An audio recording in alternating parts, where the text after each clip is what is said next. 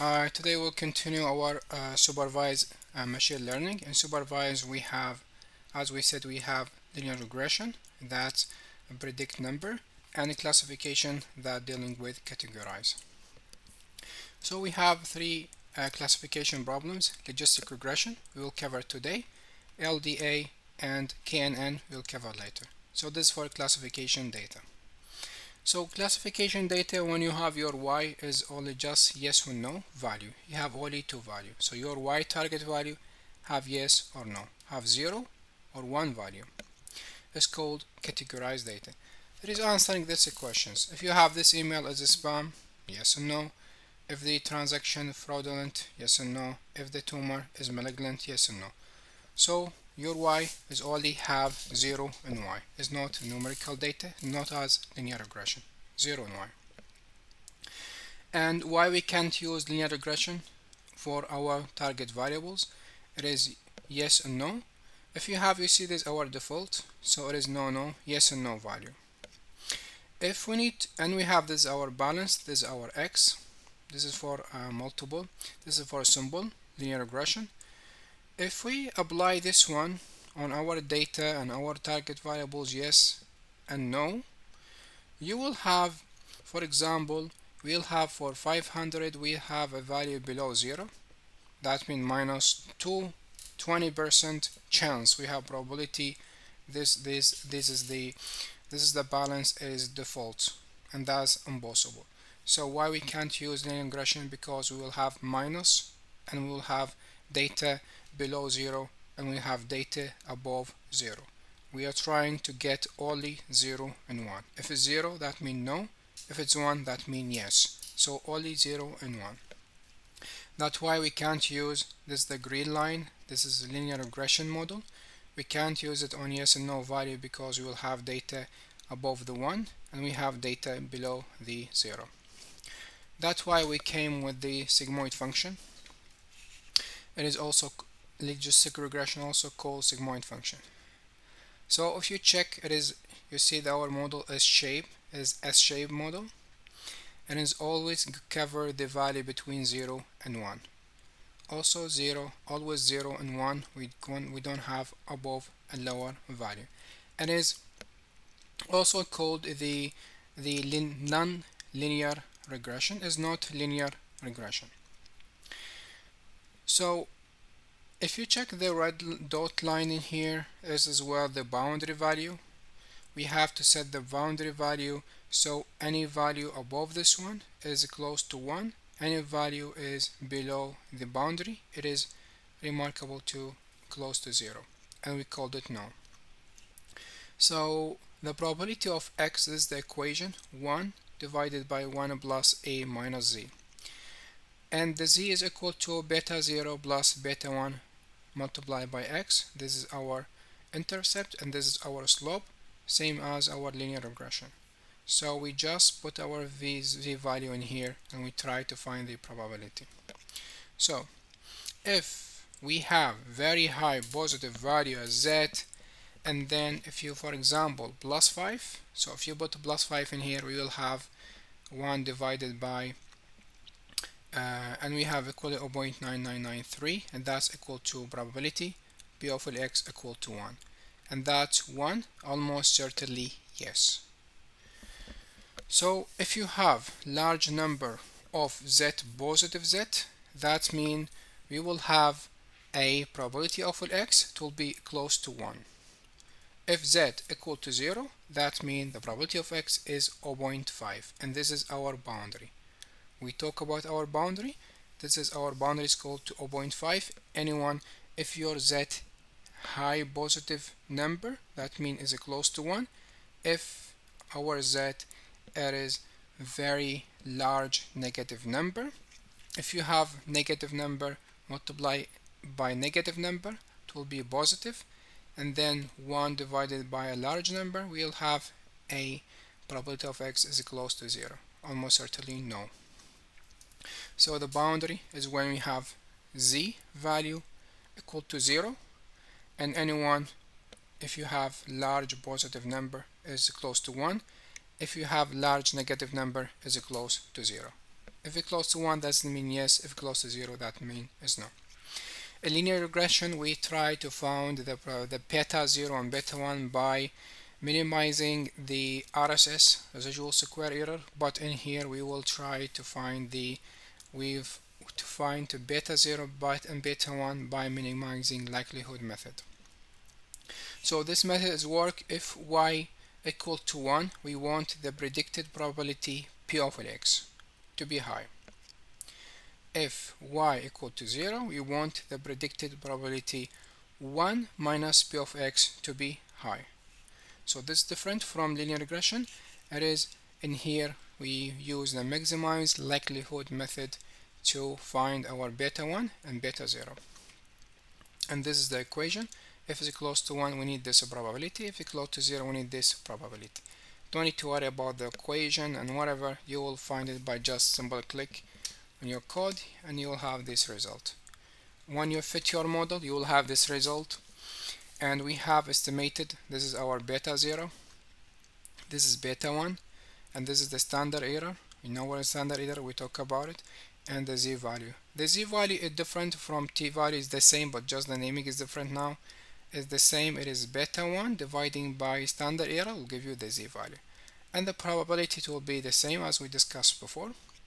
So the z-value, as we take up before, we need to make sure is beta 1 is not equal to 0. So beta 1 dividing by standard deviation, we need to make sure it is not equal to 0, and obviously from here you can check is beta 1 is not equal to 0. But you have to calculate the z-value to make sure is beta 0 is not equal to 0, because if it's equal to 0, that means there is no relationship. Because beta 1 multiplied by x, if it's 0 multiplied by x is 0, that means the model will be equal to beta 1 intersect, and there's no relationship. So we need to disprove this. There is a relationship between x and y. That's why we have to calculate the z, and we have the probability. Probability is if you have these 3 stars, that means highly significant. That means your z-value is bigger than 0.05. If you have bigger than 0.05, if less than 0.5, you will have highly significant, and this is low significant. This is for multiple linear regression, logistic regression. Just you have to put your x in your code. You don't need to worry about that. And after you fit your model, then you have to confusion matrix, where you have to find your type 1 error and type 2 error. So if your predicted is no, but your actual data it is yes, so you have 2 type of error. So if your predicted is yes, the predicted value give you yes, but your true data in your Excel sheet, you know it is no. You have 235 data, it is no. This is what we call false positive, type 1 error. And type 2 error, when you have a predicted data, it is say no, but your actual data it is say yes. And this is what we called the false negative. This is type 2 error, it's also called false negative. And this is just the name and the definition and the synonyms. So let's gonna apply the logistic regression. So we need a glim and called glim.fit. Glim.fit, I'm gonna name it something different now, for whatever, equal to glim. Let me give me the glim, open parenthesis. So I need my sold. I need to check how much houses being sold for the last 3 months, and I need my data equal to df. So I just called my data CSV file equal to df. I have my data in here. So this is my classification data. I will leave it in the description below so you can use it. And I need to check the prices with the sold. If you can see, you have 0, 1 value, 0, 1 value. So any target variables you have to be only 0 1, because we are now trying to classify it. If it's close to 0, that means the houses is not sold. If it's close to 1, that means this house is sold. So we need to sold or no sold. If it's 0, that means no sold. If it's 1, that means sold. So this is what the classification. You have only two values: sold, no sold. True, no, false. So data equal to df, and the family equal to binomial. Let me try this one. Binomial, close, and run. I'm going to give him the summary, and I will describe to you what is this mean. Glim dots. This is fit for. I have many data in here. Fit for. Okay. So this is the GLIM, generalized linear model. Generalized linear model equal to. So this is the sold from my data. This is the need to check how much houses have been sold or not, and this is my data equal to df. I just my name CSV file, just read CSV file, and I upload my data. If you don't know, just back to the previous video, you know how to use your CSV file. I describe in much more details as follow-up videos, so back you will learn more. And the family equal to binomial is the here where I tell the R, okay, just give me the logistic regression. I'm using the logistic regression, so this is family equal to binomial is for logistic regression. From the summary, we just will give you same what I showed you before. Just this is beta 1, this is beta 0, this is beta 1, and this is the z value and the probability. You can check whether they have high probability with the target variable. So we just fit the model, but we don't calculate the probability. As we said, we need to, from our conversation here, we need to find the p of x. So we need to find the p of x, 1 minus. So to find the probability, if this one is close to 1 or 0, we have to run our code, glm.prop, and we call it equal to predicts, give me my model, glm.fit for, okay, and give me I need the type equal to, and this is response. Let me try this one, and glm dot prop, and to give me probability observation only 1 to 10. I'm gonna try. So now after I fitted my logistic regression, I need to find the p of x, the probability of where is the probability is. I tell him the r squared, give me just the probability between 0 and 1, and I just printed this is predict. So where I fit this is the logistic regression model, and I give him the type is called to response. Well, I tell the r, please give me the probability of x, because otherwise he will not give you the easy to interpret way for the probability of x. So just type equal to response, it will give you the probability of x. It's between 0 and 1. And when I print, just print glm.probability, so he give me, I have in here 506 observations, so I just give him only for 10. I can't give him for all, but let me try just for 10, too easy to see in here. So we can check from here. We have this probability for price 1.